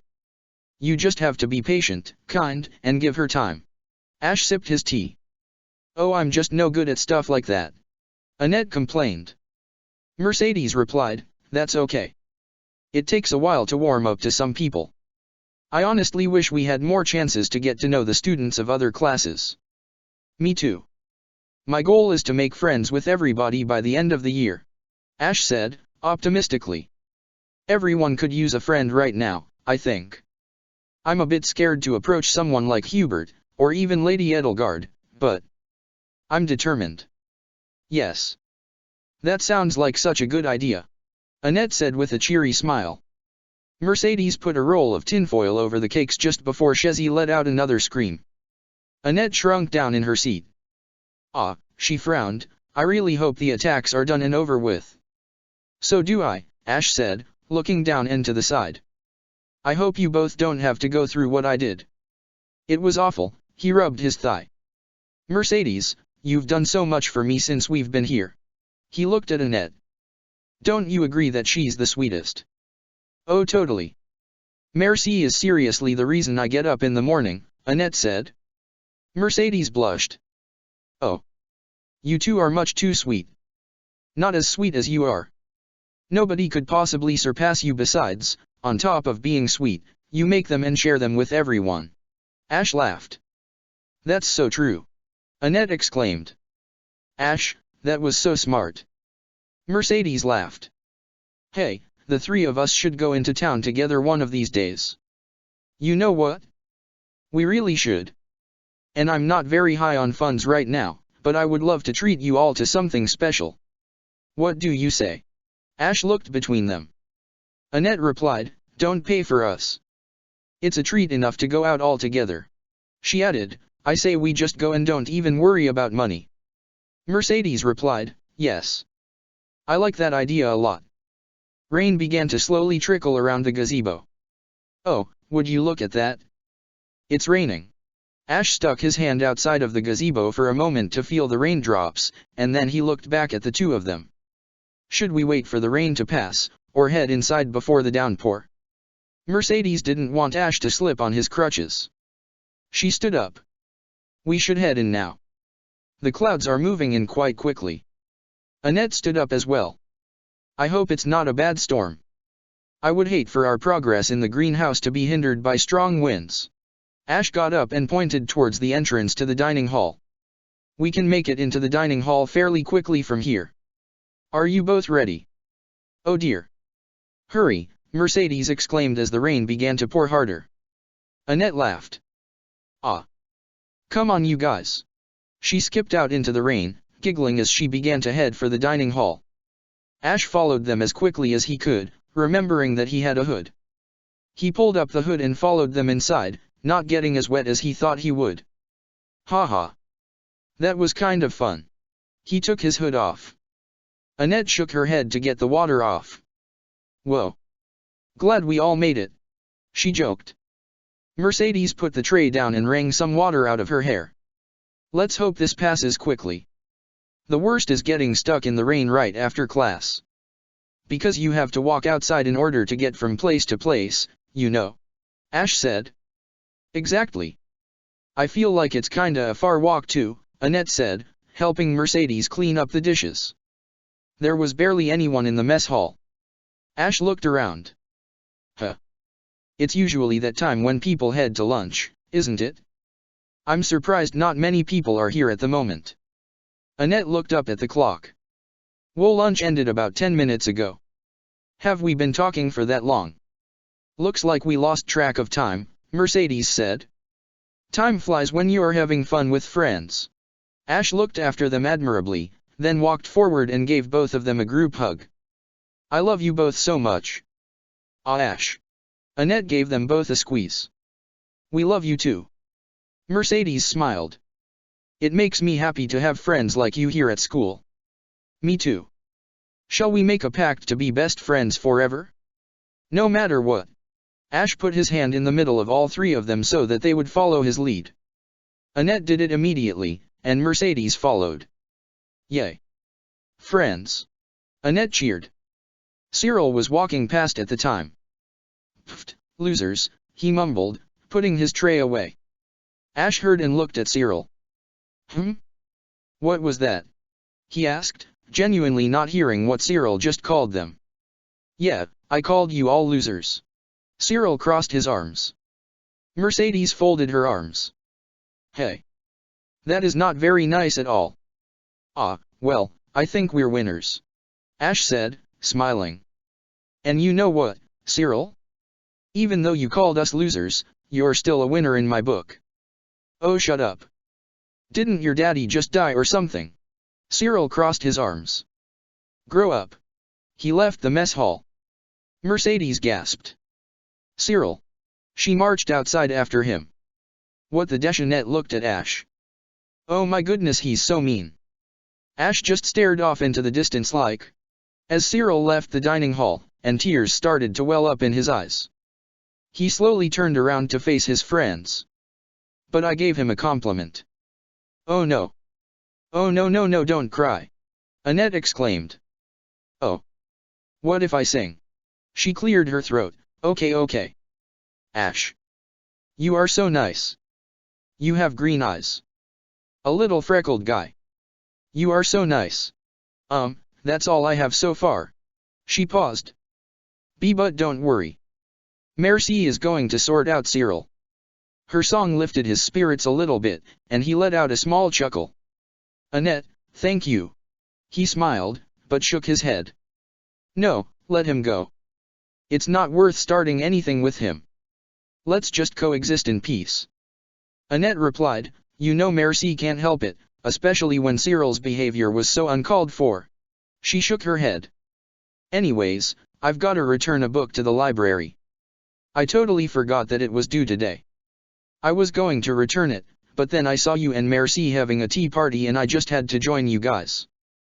But I promise that I'll see you. She stopped talking. Felix walked into the dining hall, his hair was soaked, and his shirt was plastered to his skin. Later, Annette whispered the last part, her eyes glued to her ex. Okay Annette. I wish you luck. I hope you don't get your books wet in the rain. Ash smiled and waved, not noticing Felix until Annette saw him. He looked between them, remembering that they were exes. He put his arm around Annette so that she would turn around. Like I said, you don't want to be late to the library and deal with an overdue book. He glanced back at Felix, then at Annette. Ugh. I need to go. Annette ended up running, but slipped, and fell on her way out. There's a puddle. She cried. Felix walked over and helped her to her feet. They had a conversation, just out of earshot from Ash. Moments later, Annette officially left the mess hall. Be careful, Annette. Ash called out to her, hearing the splash. Oh dear. I hope she didn't get too wet after that. Well, I guess I should start studying. I don't want to do poorly on my quiz. He started to leave, walking gently so he wouldn't hurt himself worse. He wondered what Felix and Annette were talking about as he headed out. Chapter 39, Casper's First Date. The rain carried on into the next morning. Felix didn't visit Sylvain that night, so Ingrid decided to spend the night with him instead. It was Sunday, so there were no classes. Hilda was occupying herself by taking a stroll along the hallways. Hilda! Casper called out to her, running through the hallway. His bag was open and a bunch of papers were falling out, but he didn't really care. What's up? Wanna hang? He asked. Oh. Casper. Hey. She waved to him. Sure.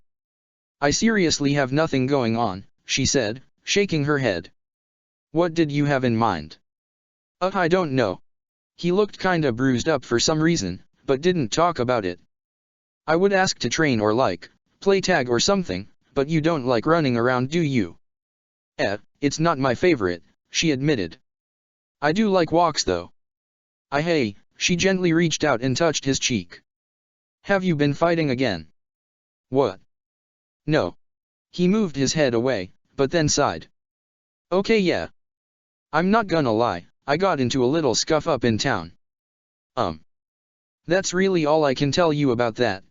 He looked away from her. She walked forward so he would look at her again. Casper. Come on, you can't keep doing this, she said with a small sigh. It wasn't even that bad. I woke up with just minor throbbing in my head, he explained. Tavern floors hurt your back way worse than you'd think from laying down. He stretched out his back. What? Casper, what exactly happened with this fight? Could you explain? Please. She asked him, seriously worried for his well-being. Casper rubbed his head on the spot where it hurt. I don't really think all the details are necessary, he trailed off. Okay, fine. I got into a little bar tussle at a tavern. Were you out drinking? Hilda asked, folding her arms. I feel like that's a little unlike you, or did you just happen to pass by? No. I wasn't. He shook his head. Don't say that so loud, I'm gonna get in trouble. He looked around. I was passing by, and I heard some guy making really rude comments to some girl. And I got real mad, so I marched on in there and told him to back off. And instead of backing off, he pushed me out of the way. I didn't let him get away with that, though, so I gave him a knuckle sandwich. But, in the end he handed my lunch to me. He got me in the head and I fell. I hit my head on the floor and the next thing I knew I was waking up with a crowd of people surrounding me. He shrugged. Ah, Casper. You are just the sweetest. She clasped her hands together. I'm sure that girl was so happy to have you come to her rescue like that. She smiled, feeling as if she may have misjudged him. You're so brave. Really? You're not gonna scold me for going and getting myself hurt? Casper laughed. Ha. Well, thank you very much, Hilda. He posed proudly, standing with his hands on his hips. I hope she was glad too. I didn't really get to see what happened cause I got KO'd, but I assume she was glad. She laughed a little. No, honestly, I've been thinking about you a lot. She locked her arm with his as they walked. Like, you genuinely want to help people, don't you? You have? Okay. Cool, I guess. He started walking with her, confused about the arm thing. You unsteady or something? Using me for balance? Nope. I'm just holding onto your arm. Do you have a problem with it? She let go of him. If so, my apologies. No, just wondering why you were doing it. Casper said. But yeah, enough about me and my failed attempt. How's your hand? All healed up yet? He asked. Oh. That. Yep. It's all better, she said, rotating her wrist around a few times. Barely even bothering me anymore. Well, that's good. Wanna arm wrestle or something? Casper asked, doing a little flex. He asked it super casually, like he thought she would say yes. Yeah, she said with a small shrug, not expecting to answer the way she did. I do. She grabbed his hand and started running down the hallways with him. Come on, she exclaimed, turning and going into the empty Golden Deer classroom. Wait, really? Huh. Okay. We'll get prepared to lose in under a second. 'Cause I'm too strong for my own good. He started running with her, surprised she actually wanted to run. He pulled up a chair on the opposite side of the desk and sat in it. Wanna have a thumb war to warm up? Oh please, I don't need a warm-up. Hilda smiled, putting her elbow on the table, holding her hand towards his. I used to do this with Holst all the time. Wait, did you really? But Holst is like so strong. He rolled up his sleeve a little and clasped his hand with hers, firmly gripping her. Okay. You say go. Ready. Go. Hilda exclaimed. She was weirdly strong. It didn't take her very long to slam his hand down on the table. She stood up. Haha. I win. Yay. Hilda. She chanted her name. You're on. He thought it would be easy, but he was beaten so fast. What the hell? Hilda. He looked at her arm, shocked, and then looked up at her. How did you dash? That was weird. You're strong. She giggled. Oh come on, I'm not that strong. I think you need to train more. If you were a little stronger, you'd be able to protect me in battle more often. No. 'Cause I'm pretty strong, and you just defeated me in an arm wrestling match. You're stronger than you let people know. He pointed at her. I'm not weak, you're just strong. I don't know about that, she scratched her chin. Anyways. That was fun. She smiled. I like winning. Was there anything else you wanted to do today? Well, you should know about it. Casper said. People are gonna be shocked by what you can do. Strength comes in handy in all types of situations, you know. He moved the chair back, trying to show that he was still strong after he lost by moving it with one arm. Besides arm wrestling. I wasn't really thinking of anything else, no, unless there's something you wanna do with me. Oh hey. I have an idea. Wanna go on a date with me? Hilda asked. She seemed a little unsure when she said it herself though. His face got really red when she asked that. And no.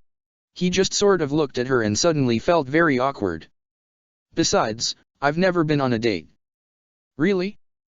That surprises me. A handsome strong man like you? Well, if you'd like, can I be your first date? She asked him. Why do you want to take me on a date anyway? I'm not really into that sort of thing. Dating, he said. Like. I guess thank you for the offer, but I don't know, Hilda. He sounded really unsure of himself. I went to the dance with Ingrid, but that's all the experience I have. Maybe you're not into it because you've never done it before. She exclaimed. Calm down, it's not like I like you or anything. It's just fun to go on a little date into town. She added, I won't feel bad if the answer is no. Because I understand. You don't have to like someone to go on a date with them. I feel like that doesn't make sense. He scratched his head. Then what makes something a date? Was our arm wrestling match technically a date, then? No. That's different. Like going out. To eat food. Hilda said, it's fine, Casper, really. We don't need to go. I get it if I made you uncomfortable. It's not that it made me uncomfortable. It's just, like, I don't know. I don't know if this is something I should give a try. My life has been really weird lately, so maybe I gotta try something new to get out of that funk. Hilda smiled. There you go. Would you like to meet me by the fountain in town at 5 tonight? We can get dinner. She asked him. Sure. Casper said, although he didn't sound too sure. I'll definitely be there. And I'll bring my appetite. I'll train extra hard to prepare. He patted his bicep. Ah yay. I'm so excited. See you there. She waved to him, skipping away down the hallway back towards the dorms. See ya. He called after her, but then frowned. Why it? Where's the fountain at again? He thought to himself, walking off. He was going to go train, but he stopped in front of Dorothea's room on the way. He knocked. Dorothea slowly opened the door. She winced when she saw Casper. Ah. Casper. Hello. She opened the door wider. Is there something I can help you with? I mean, I came to you cause you're kind of an expert on this stuff. I kinda have a date. And I don't really know what to do or what to wear or where to go. A date? You do. She seemed shocked. With who? She asked, stepping back to allow him to walk into the room. Part of her was hoping he would say Linhardt's name. Casper walked in. Hilda asked me, and it was kind of weird because I feel like I don't want to go, and I don't know why I don't want to go, I just don't, but if I go I might end up wanting to go. You know? Yes. I actually get what you're saying for once, Dorothea replied, her shoulders dropping when he said Hilda was the one who he was going out with. Well. I can help you out with this. First things first, you need an outfit. Do you have anything remotely nice in your closet? Does my school uniform count? I wore the evening wear to the dance. And? Well, that's pretty much all I got. Am I required to dress up? We're going to dinner. I might get sauce on my shirt anyway. Just put on your evening wear before you go. Don't wear your uniform. And also, she grabbed a small jar from her nightstand. Hold still. She applied something to his hair, fixing it because it was really messy. There. That's a bit better. What in the world? What is that? He gasped. Is that girl stuff? Dorothea. He almost swatted her hands away from him, but in the end he just let her do it. Are you sure my hair looked that bad before? Oh hush. You're being a baby. Dorothea put the jar down. Well, it was messy. You look 10 times better now. But Hilda? Really? I'm so surprised by that. She said, I hope you have a good time with her. But she kinda hoped that the date would crash and burn. I'm surprised by it too, honestly. I don't even know why I said yes. It's like I felt like I had to. There was a little voice in the back of my mind telling me no, though. I guess I'll find out if I should have listened to it later on, huh? You've been on thousands of dates before. How do you know if you made the right choice? Well, if she makes you smile, and you don't have to force it, she told him, images of Ingrid popping into her mind. When you get nervous every time you lock eyes, when you want nothing more than to reach out and hold her hand, she sighed. Nervous? If I like her, then why would I be nervous about grabbing her hand? I think I'd be a lot more nervous if I didn't like her and she wanted to kiss me or something. He said kiss like it was a gross thing. He was literally acting like a 5th grader. Not many people kiss on the first date, Dorothea said, shaking her head. That's not something you need to worry about. Just have fun. And be kind. Casper let out a huge sigh. Aw, thank God. I didn't want to have to do that. He went up to touch his hair, but remembered it had gel in it and moved his hand away at the last second. I'll be kind, no worries. I may not be a proper gentleman like Lawrence or Ferdinand, but I'm still my own kind of gentleman. Ah, see. She must be so excited to go out with you. How long until you're meeting her? Dorothea asked. Any last-second questions? I'm meeting her at 5 by some fountain. Hopefully I find the right one cause there are a few fountains in town, and I don't know which one she means, Casper explained. But aside from that, I guess I don't really know what I'm supposed to talk about. Do I tell her she's pretty and stuff? Of course you should tell her she's pretty. But only if you think it yourself. Don't lie. Girls don't like that, Dorothea replied. Talk to her about anything. Ask her about herself. Okay, so tell her she's pretty only if I actually think it, and ask her about herself. Should 3, like, hold her hand?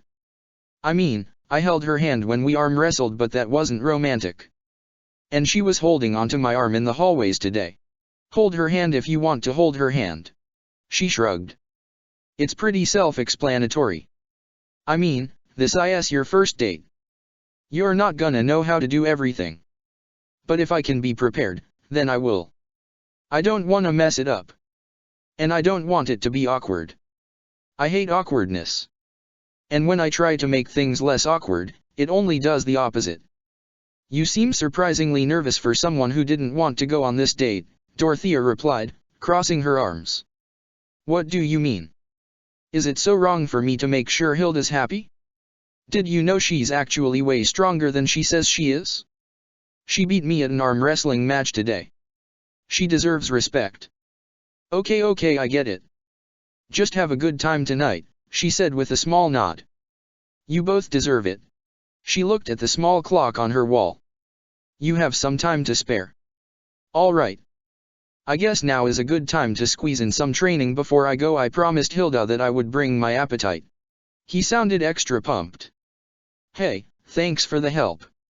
If this all goes well, it's all thanks to you. And I hope you can have a really good day. He gave her a smile. Bye. He left. She smiled sadly. Bye. She closed the door behind him. She felt awful, knowing that Casper was going out with someone who wasn't Linhard. She couldn't help but feel like she was at fault. Guilt clawed at her stomach, causing her to sit down at the edge of her bed and think. Casper didn't even think of that when he asked Dorothea to help him, but he did notice Linhard napping outside on his way to his date. Casper quickly walked past and headed into town, looking out for Hilda at the sight of the first fountain he came across. His hair was a little messed up even after Dorothea tried to fix it. Hilda was standing at one of the fountains, wearing the cutest outfit. A white pleated skirt, a low-cut top, and a sparkly pink headband. Ah! Casper! She made her way over to him. Hello. Casper was just in his evening wear. He didn't really know what to do when he approached her, so he just greeted her like he normally would have. Hey Hilda! He observed her outfit, then remembered what Dorothea told him. You look pretty. And I'm not saying that just because I'm supposed to say it. I'm actually thinking it. He smiled confidently. Oh. Okay. She laughed.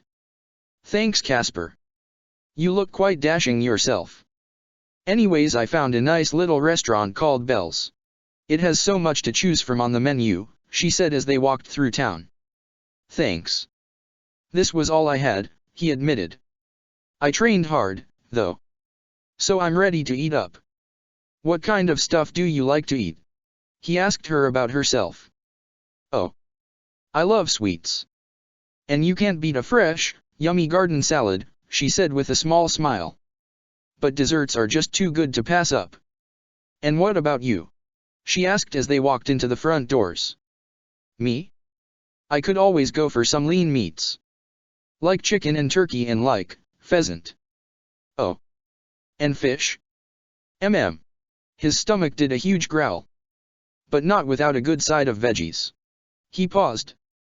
Wow. I'm starving. Hee. Well, don't worry. We'll eat soon enough. She talked to the host, who sat them down at a candlelit table. She took their orders, and walked away. Whoa, this place is pretty nice. I've been to some nice places before, but I didn't expect a place like this to be so close to the monastery. He excitedly looked around, then took a peek at the menu. He gave his order, then said to Hilda, when I went out to eat with Linhard, I used to annoy him really bad by chewing with my mouth open and eating too fast. I'll try not to do that anymore, but I just can't help it. Food is so good. It's more fun to just dig right in. I mean, you can still dig right in without being gross about it, she pointed out. Honestly, nobody wants to see that. She shook her head. No offense. Maybe he was right. But there are more important things than manners. Like keeping yourself healthy, you know. He drank his free water, trying to think of what to say next. So, what else did you do today? Besides kicking my butt at arm wrestling. Heh, funny you'd ask. I actually made you something. She dug around in her bag, and handed him a small wrist cuff. It was bronze, and had a deer engraved on the surface. Ta-da! 1. It's a cool bracelet. 2. It'll help you during your fights. Your punching wrist will feel so much better after a collision. Whoa! He was so pleasantly surprised. He took the cuff from her and observed it before putting it on. This is awesome. It's like a gauntlet and a wrist brace all at once. And it even looks cool. You made this today. Wow. Incredible. He smiled, then looked up at her. Ah shoot. I don't have anything for you in return for this cool gift. Oh. I wasn't expecting anything in return. Hilda shook her head. I'm so glad you like it. My hobby is making little accessories like this. I was hoping you'd love it. She clasped her hands together excitedly. It looks incredible on you as expected. You make stuff like this? All the time? That's really cool. You should start selling it instead of giving it away for free. You could make some nice money off of this stuff. I'm sure people would be willing to buy stuff like this. Tell me people won't get jealous when they see me wearing this bad boy around town. He held his arm out. She giggled. I bet you'll be the talk of the town. Their food came. Hilda got some spaghetti and a side salad. She twirled some noodles on her fork. I honestly would love to start my own shop. But that's something to focus on after I graduate. When they got their food, Casper had to stop himself from indulging right away. He patiently waited until the waiter left, and then started cutting his chicken breast into moderately small pieces so that he didn't look like a slob. He even waited until he was done chewing to talk. Well, if you ask me, you're already off to a good start. School kinda sucks sometimes. 1, because it's hard.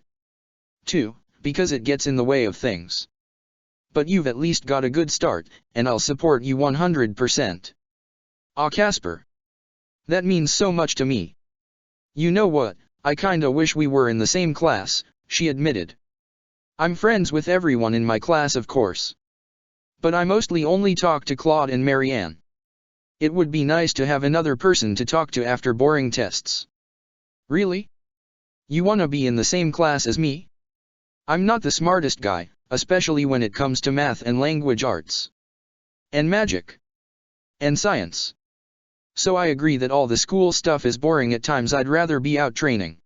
He paused. Now that I kinda lost my best friend, I need a new one to talk to after class. And you're pretty cool, Hilda.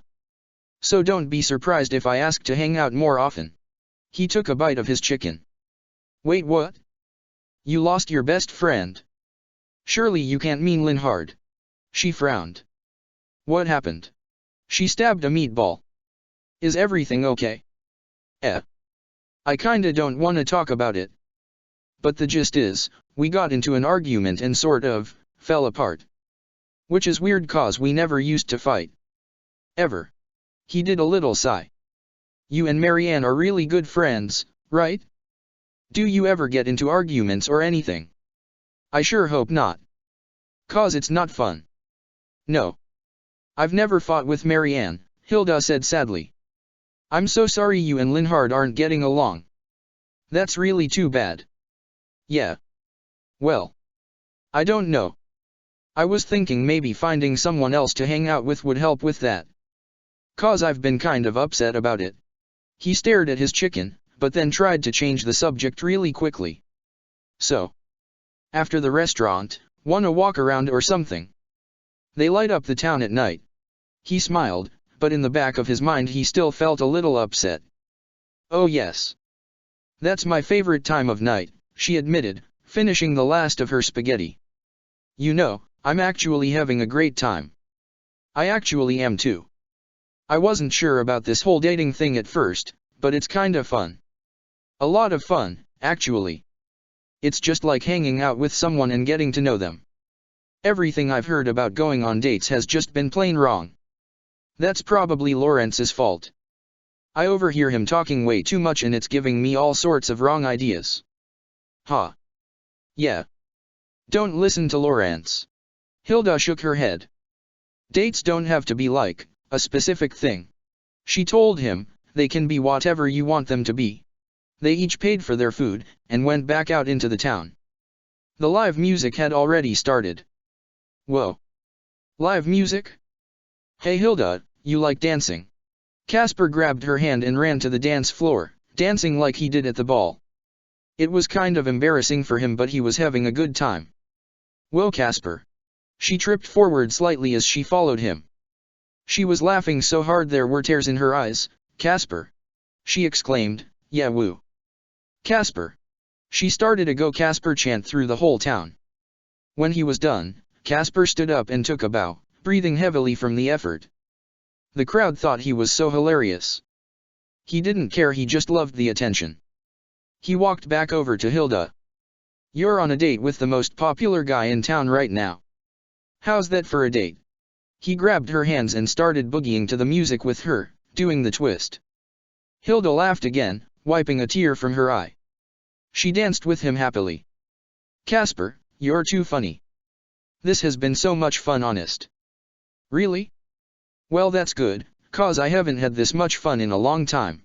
He laughed, doing the twist for a while until the song changed.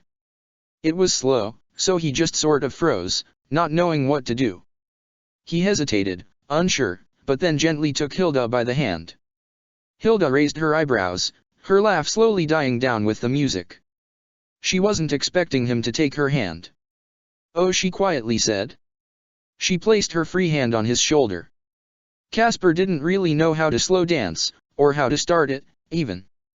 He just sort of stood there holding her hand for a bit until he finally said something, sounding lost. I don't know what I'm doing. Well, you're in luck. Because I do, Hilda said with a smile, leading the dance. See.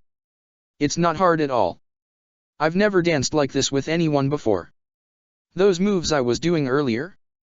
You saw how good I was at that. Hopefully I don't step on your feet or anything, he said. But he got more comfortable with it as time passed. Ha! I love your dance moves, she exclaimed. And I think everyone else does too, she said with a small chuckle. She sighed happily, pulling Casper a bit closer as they danced. I made those up, just so you know. A lot of those moves require lots of physical strength. He smiled a little. I mean, dancing to a song like this doesn't take very much energy, but it's still fun. Isn't it fun? It's like, you and the other person are blind to the world. It's so intimate. I'd be lying if I said I didn't love dancing, she admitted. Like I said, this is a first for me. And I'm glad my first dance with someone ended up being you. This is gonna be a night to remember, that's for sure. Hilda spun around once the music stopped, grabbing onto his hands. Thanks again for agreeing to come with me, Casper. You're welcome, Hilda. I can't believe I almost said no to such an awesome night. We should do this again sometime. I mean, like, we should go on another date. He sounded really excited. Yes. I'd like that, she replied, as they slowly began to walk back towards the school. She smiled down at her feet as they walked, side by side. So many different things were running through her mind. Casper offered her his arm as they walked back, remembering when she held into him as they walked together this morning. He gave her a warm smile. She didn't hesitate to take his arm. They entered the school, and most people were getting ready to head to bed soon. So? What are you up to for the rest of the night? I dunno, probably like, sleeping. I like to get to bed at a decent hour so that I can wake up early the next morning. Don't know if you knew this about me, but I'm an early riser. Are you really? Wow. I applaud you for that. I honestly hate waking up early. Speaking of, I'm definitely going to sleep in tomorrow. It's mostly 'cause I like to stick a training session into my schedule before breakfast. That's just what I'm used to. But if you're gonna sleep in, I hope you feel well rested when you wake up. 'Cause then maybe we can do something together again. Not a date, but like, just a small thing. Sure. Come and find me at breakfast, Kay. Hilda smiled. Good night, Casper. She waved to him as she happily walked back towards the dorms. Night. He gave her an enthusiastic wave, then started walking in the other direction. He suddenly stopped, then turned around to watch her until she was out of sight. He stood there, deep in thought for a moment, then continued to his room to rest for the night. Chapter 40, I made a blankie for you. Your Highness. There was a small knock on Dimitri's door that night. May I come in? It was Didu. Dimitri didn't hear the knock. He was in his bed, fast asleep. He was still in his day clothes, though, instead of pajamas, and his room was extremely messy. One of his arms was hanging off the bed and there was a dropped quill on the floor under his hand, like he fell asleep in the middle of doing something. Didu gently opened the door and peeked his head into the room. He smiled at the sight of Dimitri, then entered. He began tidying up his room immediately, and set the quill back into the ink jar on his desk. Dimitri eventually heard Didu moving stuff around, which caused him to wake up. He shifted so that his arm was no longer hanging over the floor, and he rubbed his eyes. He propped himself up. Didu. He softly asked, why are you here? Oh, Your Highness. I did not intend to wake you up. I'm so sorry. Didu said, turning around to face him. Ah, you are in your school clothes. He went into his pajama drawer and got him some cozier clothes. Here. I recommend you change. It's all right. I just didn't expect you to be in here at this time of night. Dimitri sat up, looking around at the now clean room. I fell asleep doing some homework. He stood up, taking the PJs from him. Thank you. This will make it easier to relax. He changed into them. Didu respectfully turned his back while Dimitri changed. Yes, well, I actually came here for a reason. He said, collecting Dimitri's clothes and putting them into a hamper. Is everything okay? It's quite late. Dimitri looked at his clock, then back at Didu. Should I be worried? He frowned. Oh no. Everything is fine.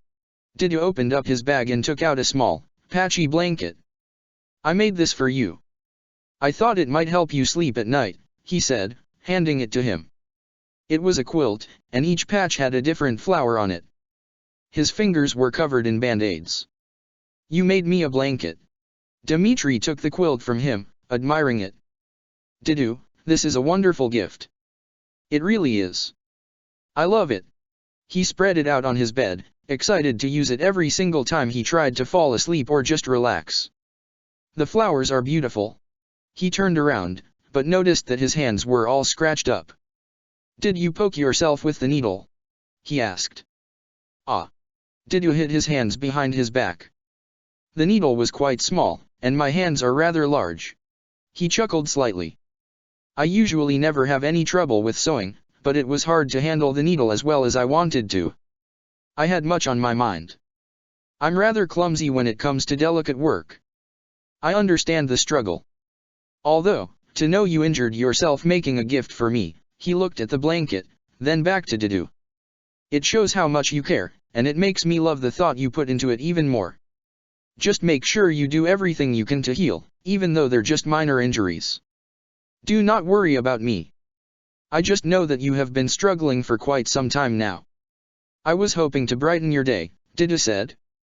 May I hug you?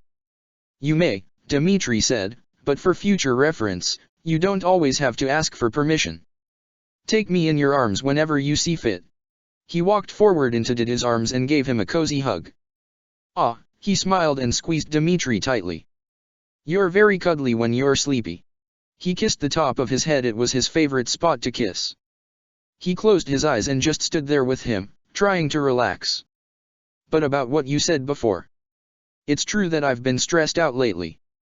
There was a small bout of time recently where I felt the stress decline, but it's spiking again. And I can't see myself being able to relax at all anytime soon, he sighed. Which is why I never take moments like this for granted. I will stay with you for the rest of eternity if it will bring you even an ounce of comfort. I do regret waking you up. Would you like to return to bed? Didu asked. No. I fell asleep rather early in the night.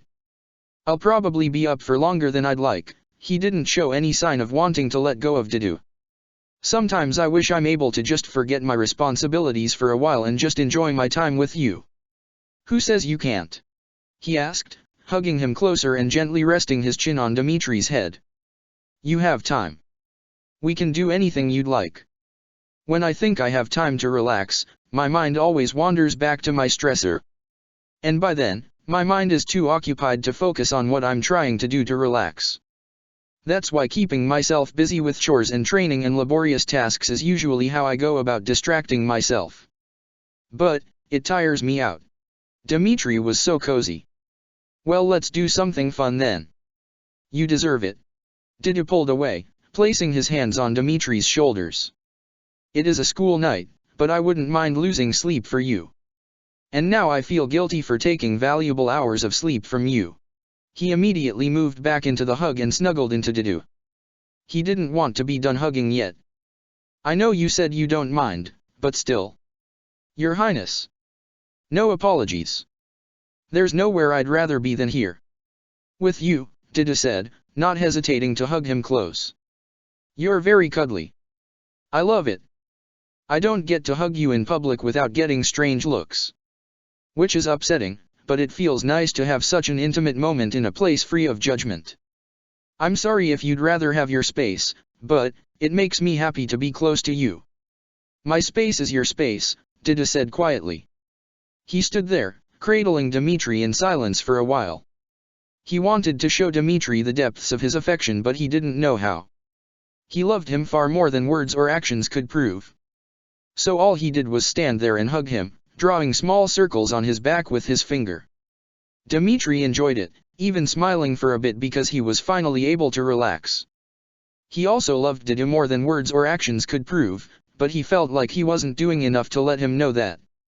As they hugged, he did that cute little thing people do when they rotate a little bit side to side because he was so happy and content. He stopped after a little while, but still couldn't bring himself to let go. Didu. Yes, Your Majesty. He kept his voice low as he spoke, also not wanting to release Dimitri just yet. Am I doing enough? Dimitri asked, softly. For you, I mean, in return for everything you've been doing for me. More than enough, if I do say so myself. He pulled out of the hug to look Dimitri in the eyes. When I'm with you, I feel a little less war-torn. I'm not sure what peace is supposed to feel like, but I think it may feel a lot like being with you, he said, lovingly putting his hand on Dimitri's cheek. Dimitri looked up at Didu, then leaned his face comfortably into his hand. I certainly strive for peace. If everything was a little more peaceful, things would be a lot less stressful. He said, I'm glad I make you feel that way. And I'm glad I'm doing enough, because it sure doesn't feel that way. You're always the one giving, and I'm constantly on the receiving end. Because that's what you deserve. You gave me everything. You gave me life, when I was face to face with death. He smoothed his thumb over Dimitri's cheek. You continue to give me your all every single day. I could not be more grateful. That's because you deserve nothing less. And I will stand by that always. I've never met a kinder soul than you, and I don't understand how people fail to see that. I never will. I don't care about anyone else. Really. All I care about is you. What you think of me, Didu said, letting his hand drop to his side. I love you, Your Highness. And I don't think I'll ever stop. He grabbed Didu's hand. I love you too. And I always have, it just took me long enough to realize how deep that love actually was. And I'm sorry for any trouble I may have caused you in that respect. Okay. How about you stop apologizing?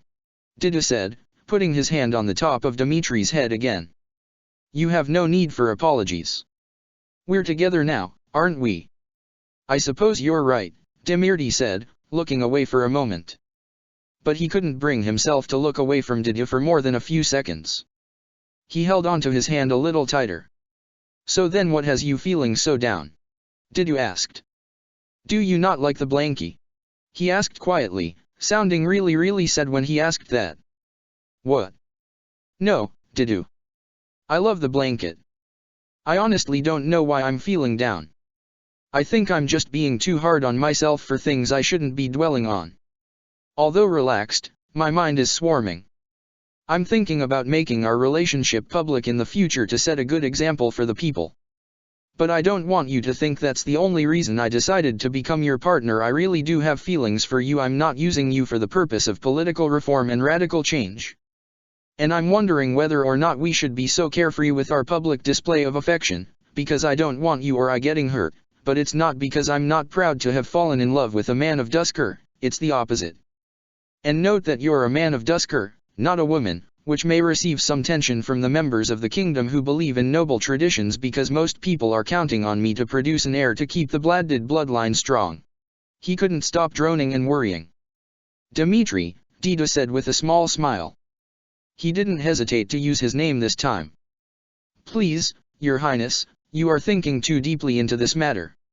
If we took our relationship public, I would take any hate thrown at me with pride.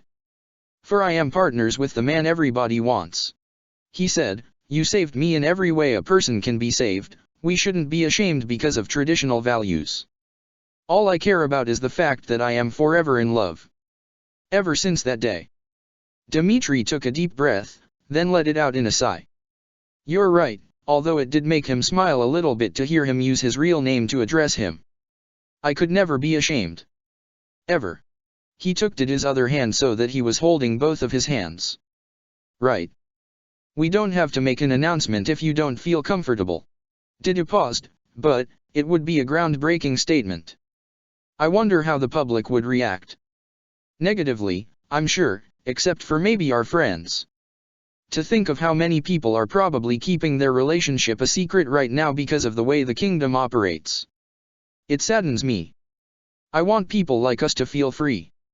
I do not see anything wrong with two people in love, Your Highness, he said, lifting Dmitri's arm up and giving him a little dancey twirl.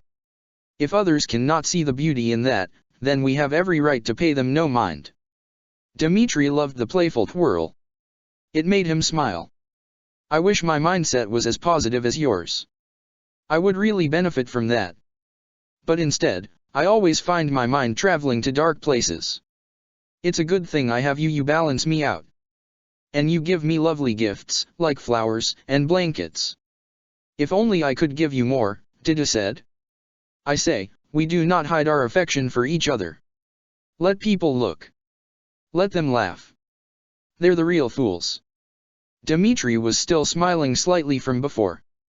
Maybe we should, but I don't know if we should be too outward about it at first. Maybe we'll gradually start showing it. Remember when we danced together in town? Maybe we should continue doing stuff like that for now. He pulled Dmitri close like a sneak attack. He planted a million tiny kisses all over his face. Dmitri was a bit surprised by that. He laughed a little bit. Didu. He was embarrassed even though nobody was around. Didu chuckled before releasing Dmitri. I'm sorry I can't help myself around you, he said, smiling lightly at Dmitri. Though I am happy with your suggestion. I think, that sounds perfect. He nodded. It's okay, really. It's nice to feel loved. Especially by you.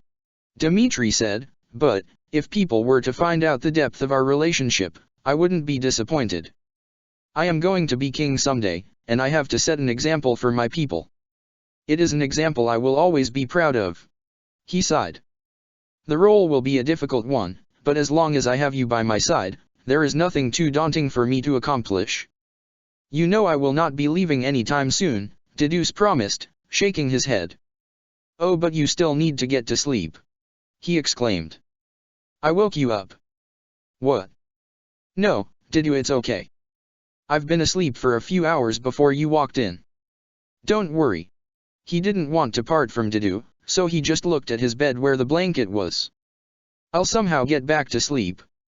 Are you afraid of the dreams you might have? Didu asked, putting his hand on Dmitri's lower back and gently leading him towards the bed.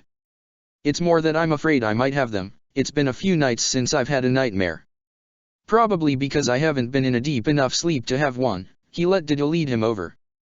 Please, Your Highness, sleep, he said. I'll fend the bad dreams off if they come to get you. He swaddled him in the new blankie. Dmitri settled down under the covers, taking a deep breath. Thank you. I know you're always available, Didu. but make sure you get your rest as well. He wanted to give Didu another hug, but he was too tucked in to move without ruining his blankets. You're so cute, Didu said, looking down at Dmitri. His cheeks were all pink. Would you like me to stay with you while you fall asleep? I think I'll be alright on my own, Didu. Really?